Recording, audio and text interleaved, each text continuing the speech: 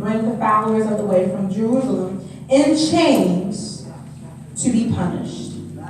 Verse 6 says, as I was on the road approaching Damascus about noon, a very bright light from heaven suddenly shone down around me.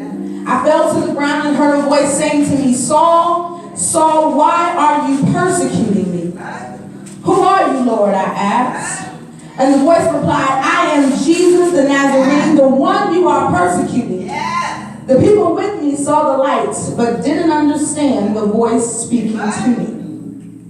Verse 10, I asked, what should I do, Lord? And the Lord told me, get up and go into Damascus, and there you will be told everything you are to do. Verse 11 says, I was blinded by the intense light and had to be led by the hand to Damascus by my companions.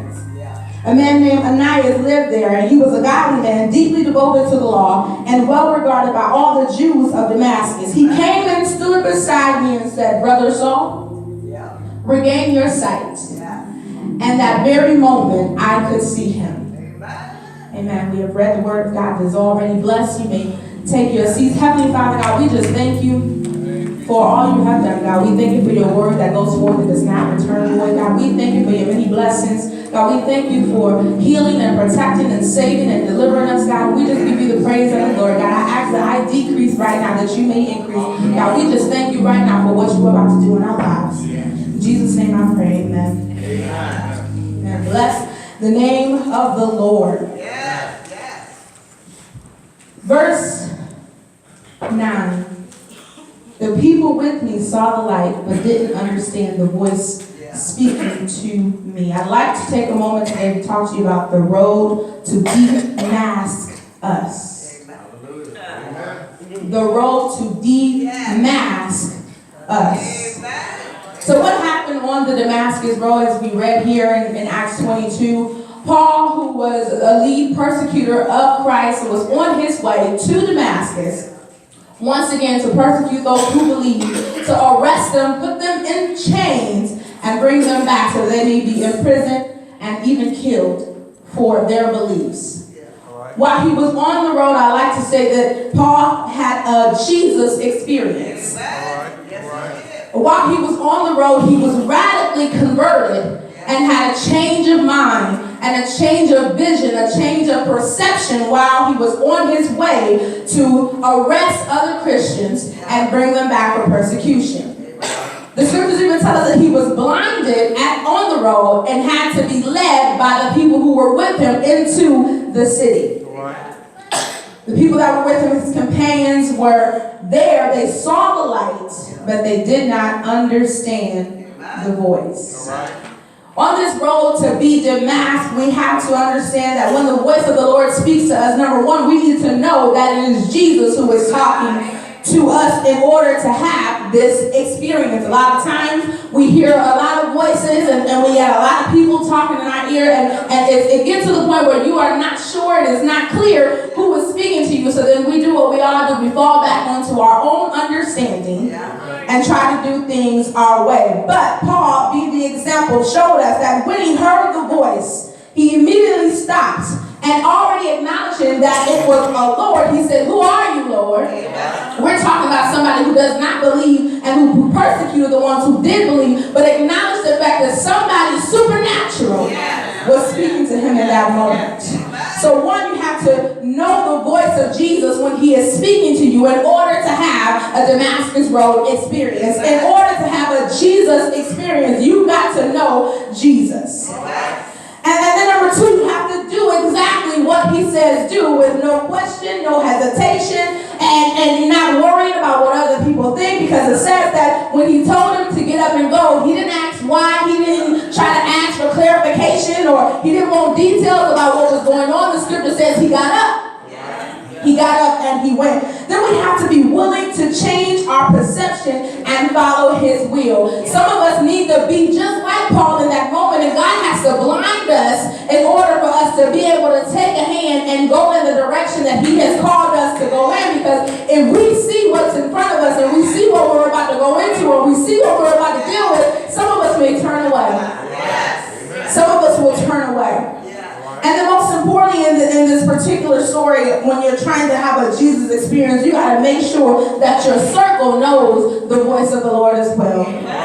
They didn't understand what was being said, but they also saw the light. Now, I'm just going to use my imagination and say that if they were sinners, maybe God would have only revealed himself to Paul, who was on the road, because that's who the mission and that's who the calling was for. However, he allowed those who were with him to also see the light.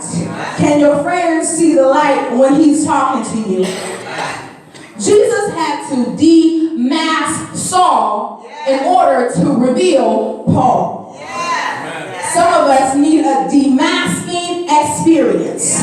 Daily, we change the mask that we wear to fit the life that we live. We find ourselves adjusting and changing the mask that we have on and the mask that we wear based on our daily routine. At work, I put on one mask and they say it's the white people voices. You get on the phone and they don't even know that it's really you on the phone because you can change your mask from who you really are at home, and now you got to put on a portrayal of something else while you're at work. You know those real nice emails you send when somebody don't agree or don't say what you like them to say, and you can't be you in the email. You got to be the work you in the email.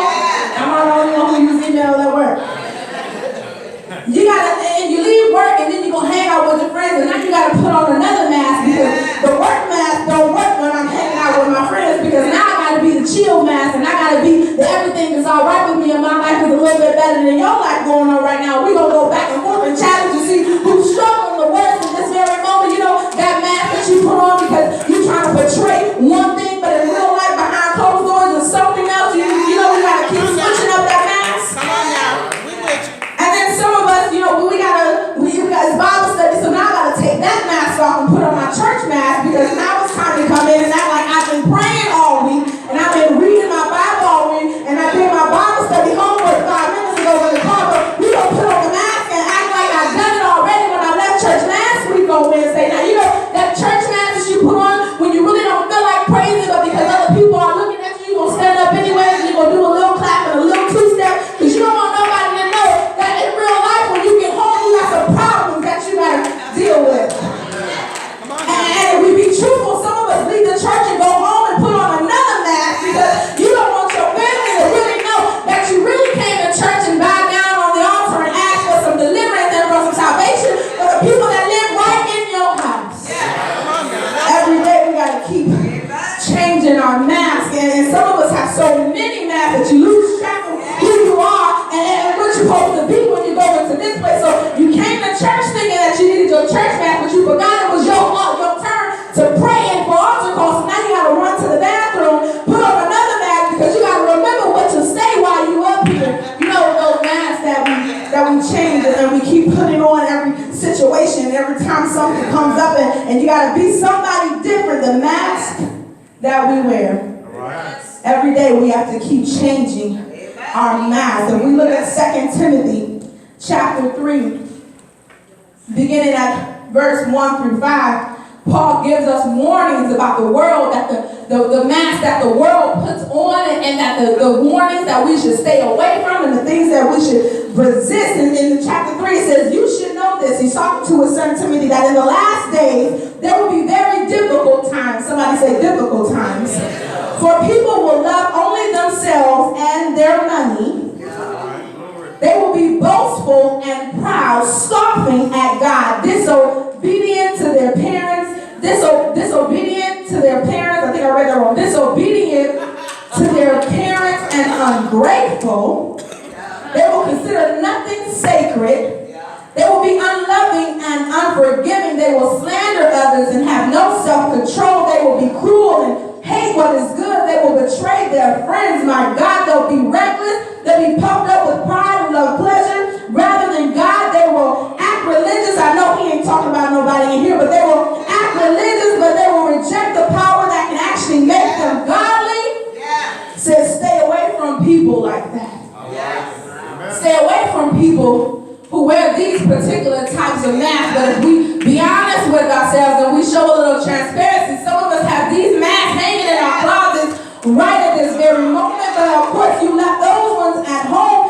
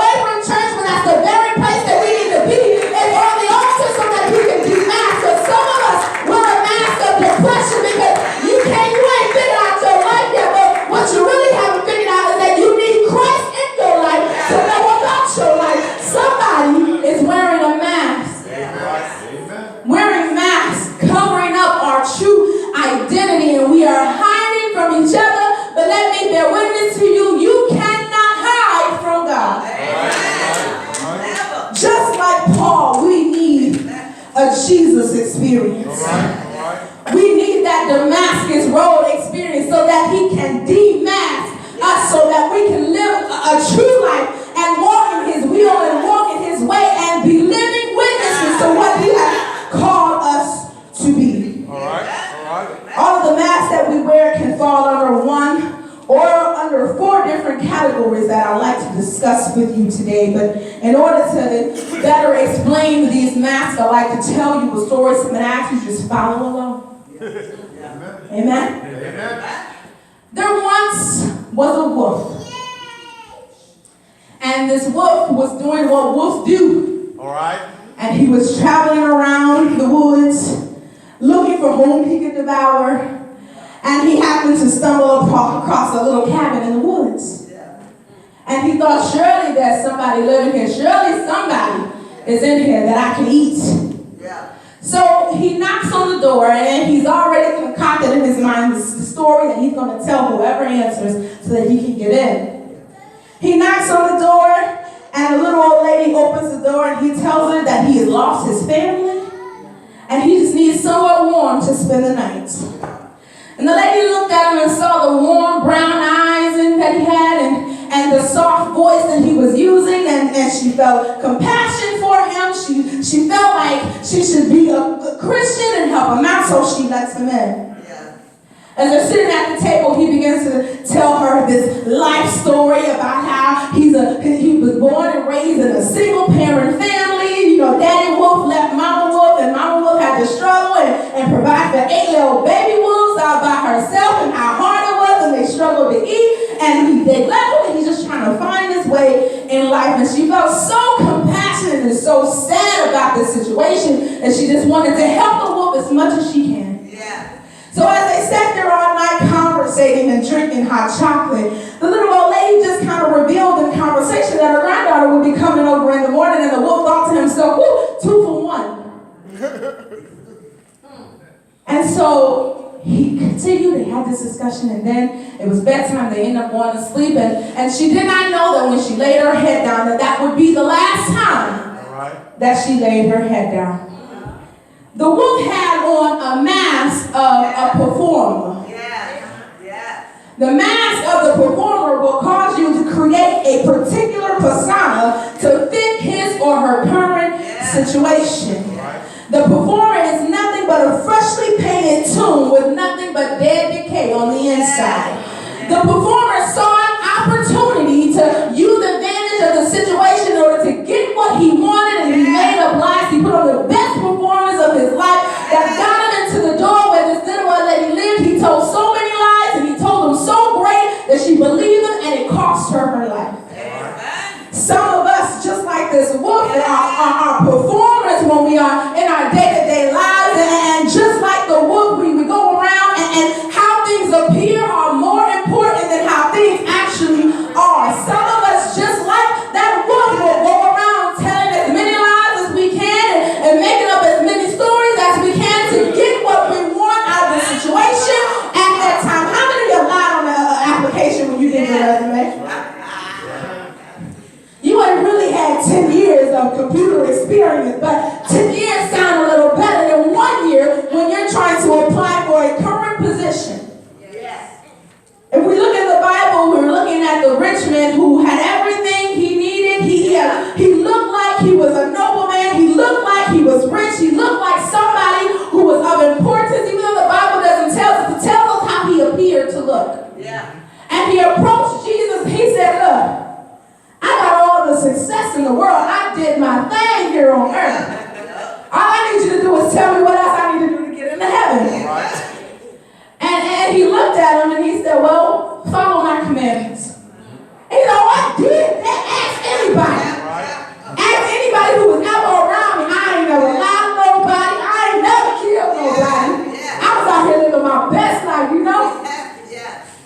And Jesus looked at him and he said, okay, well, take off that mask of performance and drop your success, and then you will live in my image. And we all know the story. He walked away with his head down and real sad because that image of what people thought he was more important than who he actually was. Some of us are walking around, and because you got a nice house and a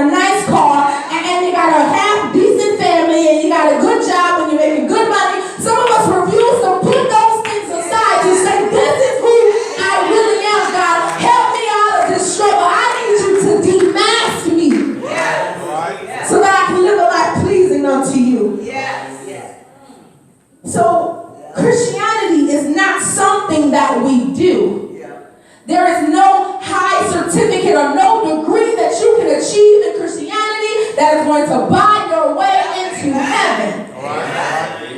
It's who you are. Yes. So the story goes on to say that after he had devoured the old lady, he put on her gown, he put on her slippers, he put her wig on, he put on her lipstick, he laid in her bed and pretended to be something he was not. The mask of the pretender is a destroyer. The mask of pretending can destroy marriages, it can destroy careers, it can destroy relationships, friendships, it can destroy your life when you pretend to be something that you are not. Some of us know somebody right now laying up in somebody else's bed pretending to be somebody that they are not. Oh, come on, y'all don't want to admit it. Somebody is sitting next to somebody who's dressed up real nice today. You know, we look like Christians. We walk like Christians. We talk like Christians. But how many know that we are not always the true identity of what a Christian should be? I mean, if we look at the walk, when the granddaughter finally walked in, and it's something about knowing the person that you were going to visit. She knew her grandmother.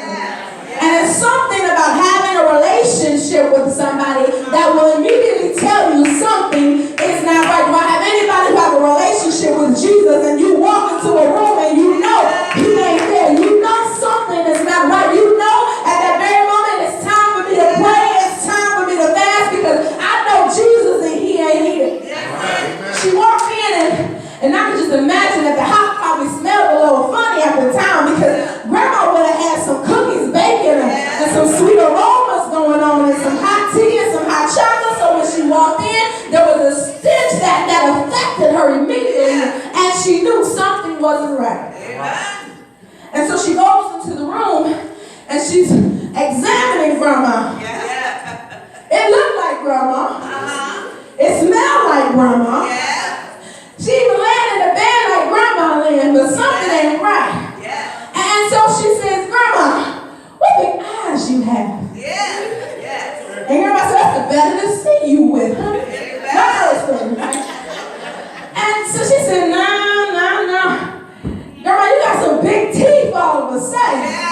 And them ain't your pictures, baby. I don't know what's going on. And grandma said, oh, well, then the wolf comes out, he shows himself. He said, the better to devour you with, the better to eat you with it. And she ran out. So we can identify because we see people who come into the church who are in need, but we immediately put a particular label on them and we don't see who they really are. And sometimes it's hard for them to identify who you really are because you look just like them. I know ain't nobody in here, but I'm just saying, in some churches, in some places, and in some communities, there are people who are pretending to be something that they are not. And it is causing souls to be lost. It is causing people to not be delivered. It's causing people to not be healed because we are not walking in our true identity and in our calling and doing what God has called us to do. Somebody needs to stop pretending. So the story goes on and the wolf attacks her, but she gets away. And she runs into the woods and she runs into a woodcutter. And she starts telling the woodcutter what happened. You know, the wolf, he ate my grandma, and now he's coming after me. So the woodcutter decides to help her and he goes back to the house and finds the wolf. And he kills the wolf. They call the police because they can't find grandma. So the police come and they're looking around, they can't find grandma either. All they see is a dead wolf. And what do you know, in today's society, they arrested the woodcutter.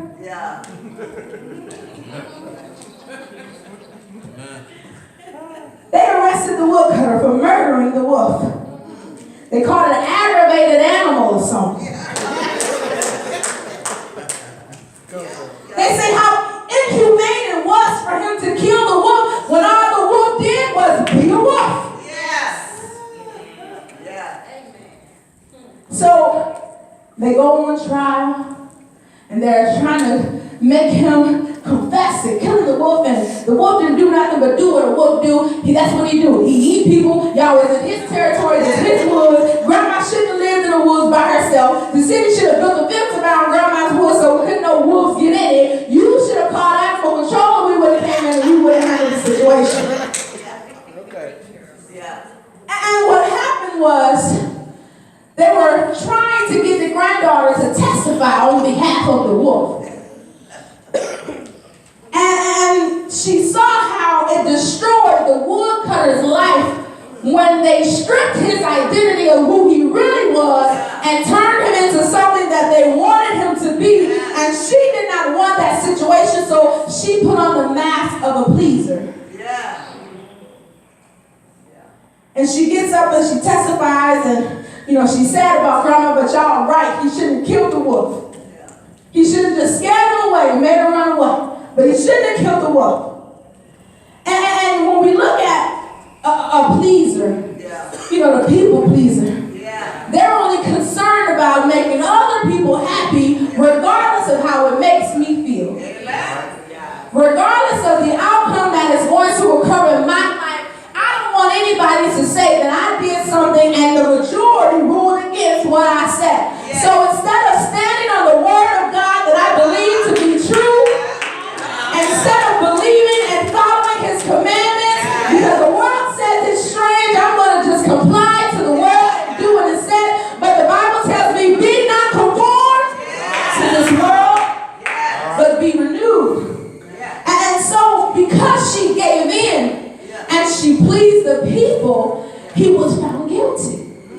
If we look at the Bible, we're talking about people pleasing. We look at the story of Martha and Mary when Jesus came to their home. Martha was so concerned about making sure that they had everything that they needed. She tried to make sure she had all the ingredients so that they can eat and they can do everything they need, regardless of how tired she was, regardless of the fact that she just wanted to be near Jesus. Her goal was to please the situation that was going on and make everybody in the room happy, including Jesus. So much to the point that she blamed Mary for not also helping her to please, when all she really wanted to do was just lay at the feet of Jesus. Some of us miss the mark in church because we are so concerned with the program and the protocol and the order of service that we miss the opportunity to just sit at the feet of Jesus and worship and receive the blessings that he has, because we are too concerned with pleasing the people in the church. I know it ain't none of y'all, but I'm just saying that in the churches, we find people who are their only goal is to please the pastor. It's okay, just keep looking straight ahead. Ain't nobody gonna know when you, but their goal is to please the pastor. Their goal is to please the deacons. We just want to make the usher board happy and don't bother the mothers, because you know they're gonna flip out if we don't do it like this. We are all about pleasing each other when we should be concerned about pleasing God. Because that is why we're here. That's why we come to church, because he has called us to come together and to worship him. And in order to worship him, you must be in spirit and in truth. But if your spirit is in anger, if your spirit is in frustration, if your spirit is in disrespect, if your spirit is out of sadness, tell me, how can you worship?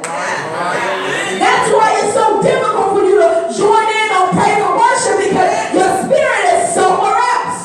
Your mind is somewhere else. You're trying to remember whether or not you did the programs the way he said do the programs for the second service, and you don't want the mashed potatoes to be burned up because they're going to talk about the kitchen committee. When really we should be focusing our attention on giving God the praise that is due unto him. We should be pleasing him. Thanksgiving is approaching us. How many grandmothers are going to be slaving away in the kitchen trying to please the family and make sure they have everything that they need? They're going to miss the opportunity to fellowship, miss the opportunity to have conversation and find out what's going on in their family, because we just want the family to be together. We just want everybody to be happy. And you know, all the people are going to come over with all their masks. My question, are you going to be put your mask of pleasing on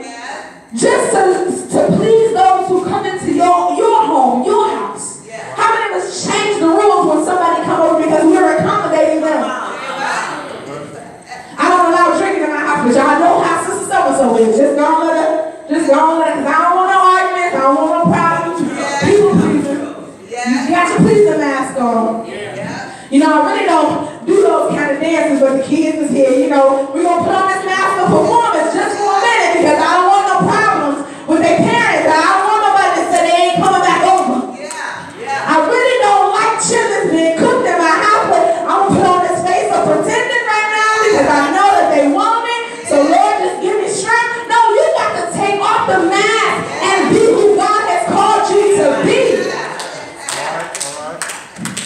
So, the granddaughter testifies, Will Cutter, he gets hit with aggravated animal cruelty. That's a class 6 felony, $100,000 fine and 90 days in prison. That's real. That's a real thing, too. Don't be cruel to animals. This is real. This is what you will get. So now the media is blaming everybody. Like I said, grandma should have been living in the woods. They should have had her somewhere in the rural, in the urban area. She should have been living in the woods by herself. The city should have put up a fence around grandma's house so the wolf couldn't get in. Somebody should have been with the granddaughter. She should have never been walking through the woods by herself anyways.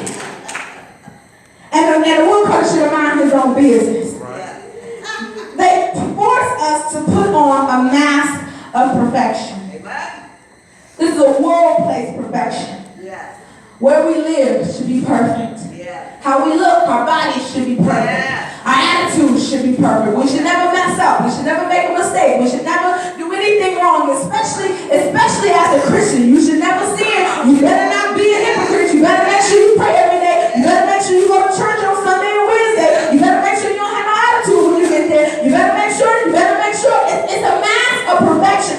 And we as the church have accepted it. We have accepted it so much that now we hold each other accountable to the mask of perfection.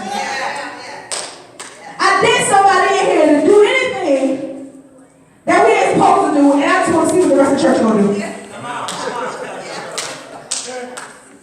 Let you make a mistake when you up here. Let you make a mistake when you over there. Let you make a mistake when you in there. Let you make a mistake when you over there. And let's see what mask we force each other to put on. Let's see what masks come out of the closet when things don't go the way that you want it to go right here in the church. So many of us have accepted this mask that we begin to judge one another. We begin to judge one another for the mistakes that we make, for the way that we look, the way each other look. And you know what? She knew she should have worn that dress today. Why he ain't do his hair today? The littlest things that we begin to judge each other for, that we will come in here and say that the world is wrong for, we come in and do to each other. We come in and we shame each other, and we force each other to put on a mask of perfection, and then wonder why nobody wants to open up and be transparent and talk about what we really got going on and the struggles that we face in real life. Because we hold each other to a different standard. We can't be real with one another because we all are wearing masks. So how do we have this Damascus road experience? It begins with having a relationship with Jesus. He is the one who can demask us. He is the one who can help us to get rid of the layers that we have, that we wear every day, so that we can walk in our true identity and in our calling. But you gotta have a relationship with him. You gotta be able to know his voice when he finally speaks to you while you're traveling the road. In order to let go of those masks, we have to be able to hear his voice and follow his voice.